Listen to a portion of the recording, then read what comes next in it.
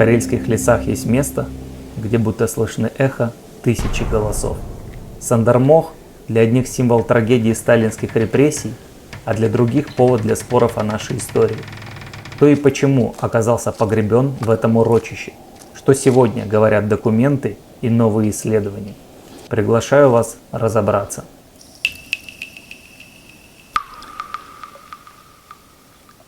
Привет!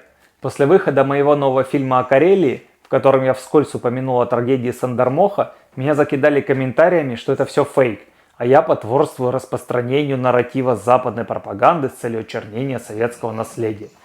Многоуважаемые комментаторы, конечно же, не стали утруждать себя предоставлением фактов, подтверждающих их теорию, поэтому я решил провести исследование этого вопроса самостоятельно. Разобрать основные теории, изучить все имеющие доказательства и проверить, насколько состоятельна в итоге теория расстрела во время Большого террора. Что раскопало русское военно-историческое общество и как в этом всем замешаны финны. Будет максимально по делу, максимально конкретно и исключительно по данным, которые каждый сможет проверить сам. Ссылки на все использованные материалы будут в описании к видео. Лайки, комментарии, репосты с вас, всесторонний анализ вопроса с меня. Начинаем? Сейчас мы, пока еще не зашли, расскажу, находимся на втором в России известном расстрельном полигоне, где 30-е годы во время террора расстреливали в основном политических заключенных, но не только. Известными судами тройка, осужденными, если это судами можно назвать. В общем, это второй расстрельный полигон после Бутова, где были установлены все жертвы поименно. Есть полный список, кого здесь расстреляли, включая первый Соловецкий этап, который до Соловков по каким-то причинам так и не доехал. И не только. Сандармох находится недалеко от Медвежьегорска в республике Карелии. По архивным данным, именно здесь в 1937-1938 годах приводились в исполнение смертные приговоры, вынесенные тройками НКВД. Считается, что на этой территории покоятся тысячи жертв репрессий. Однако в последние годы вокруг Сандармоха возникли бурные дебаты. Одни говорят о раскопках и неопровержимых доказательствах расстрелов НКВД, другие о том, что здесь могли лежать вовсе не политические узники, а советские военнопленные, казненные финнами. Как же разобраться в противоречиях? В 1997 году группа правозащитников и историков, в том числе Юрий Дмитриев, при поддержке общества «Мемориал» изучали архивы и свидетельства местных жителей. Они наткнулись на документы о расстрельном полигоне вблизи Медвежьегорска и выехали в лес. На месте нашли ямы с останками и следами огнестрельных ранений. Сандармох вскоре превратился в «Мемориал». Здесь установлены кресты, стали проводить траурные мероприятия. Казалось бы, правда о массовых расстрелах 1937-1938 годов подтверждена, но позже ситуация осложнилась. Сам Юрий Дмитриев, сыгравший ключевую роль в обнаружении Сандармоха, в 2016 году был арестован. Правозащитники и «Мемориал» считают дело сфабрикованным. Официальные органы указывают, что доказательств вины достаточно. Сам же «Мемориал» был сначала признан иноагентом, а в 2021 году решением Московского городского суда его юридические лица ликвидированы.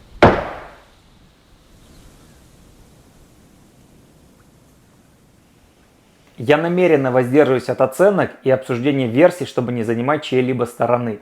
Приговоры по этим делам есть в открытом доступе, статьи широко известны, и каждый может ознакомиться с официальными материалами на сайтах судов.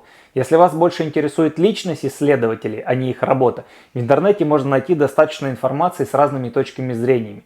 Тем не менее, важно отметить, что ни приговор Дмитриева, ни ликвидация «Мемориала» не связаны с их исследовательской деятельностью в Сандармохе. Дмитриев осужден по совершенно иной статье, а «Мемориал» ликвидировали за нарушение требований о маркировке статуса иностранного агента.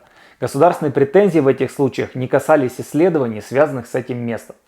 Поэтому я предлагаю сосредоточиться не на том, кто проводил исследования, а на их результатах.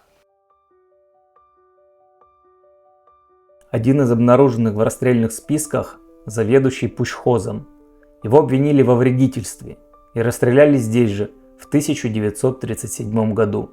Годы спустя при изучении архива выяснилось, что настоящих улик против него не было, но хватило доноса и признательных показаний. Это типичная история многих, кто лежит под этими соснами. Анастасия Бакаева, работница леспромхоза, была арестована в 1937 году. за контрреволюционные разговоры. Судя по материалам и воспоминаниям, собранными следователями, она тоже была расстреляна в Сандермохе. Родственникам долгие годы говорили, что она умерла в заключении. Теперь стало ясно, что именно произошло. Анна Бриллиантова – еще одна фамилия в списках. Ее дело фигурирует в документах по подозрению в шпионаже. Реальных доказательств не было, но приговор «высшая мера наказания» исполнен. Сандермох стал последним пунктом ее судьбы. Здесь, в Сандермохе, расстреляны люди 60 национальностей, 11 вероисповедальных конфессий, практически всех сословий, которые были только на Руси, и не только на Руси.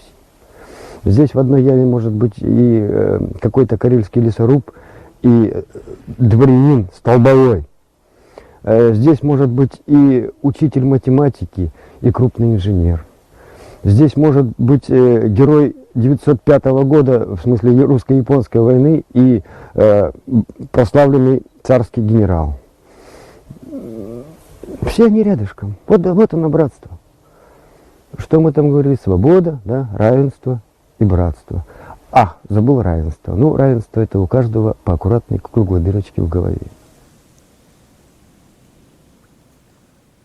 Ну вот если вы все еще не выключили и решили все-таки это посмотреть и недостаточно пока еще прониклись и ужаснулись всей ситуацией, то вот такие вот места, которые огорожены камнями, вот эти провалы в земле, они еще миролюбиво называются тарелочки.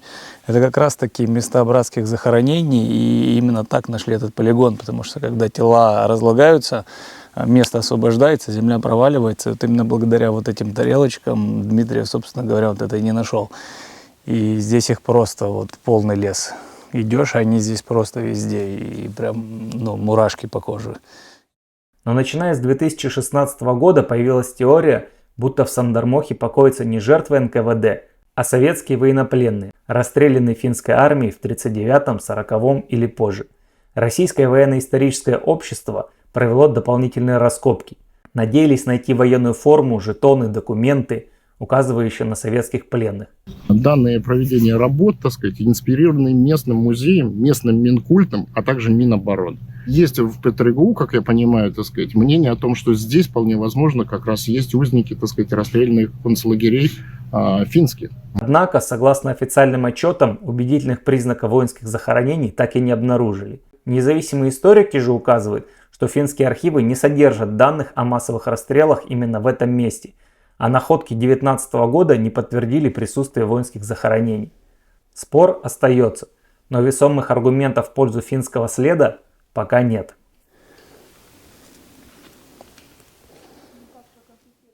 После довольно активного старта работ Российского военно-исторического общества в Сандермохе, основной результат – это многочисленные интервью и публикации в СМИ, где, увы, так и не появилось конкретных доказательств финского следа.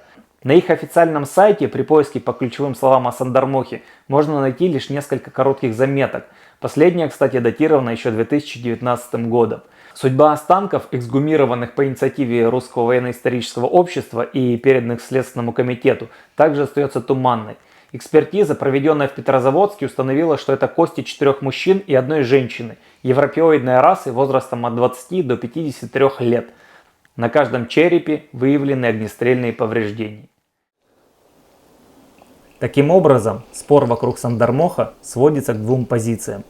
Первое. Лесное урочище, расстрельный полигон НКВД 1937-1938 годов, подтверждаемый архивами и находками.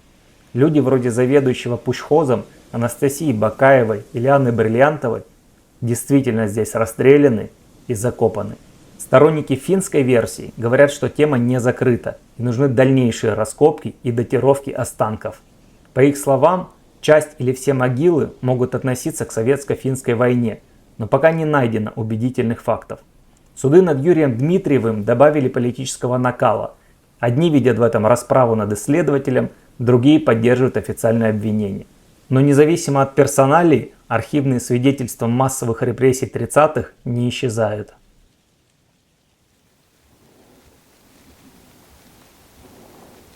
Если коротко резюмировать, что произошло, то получается следующая картина.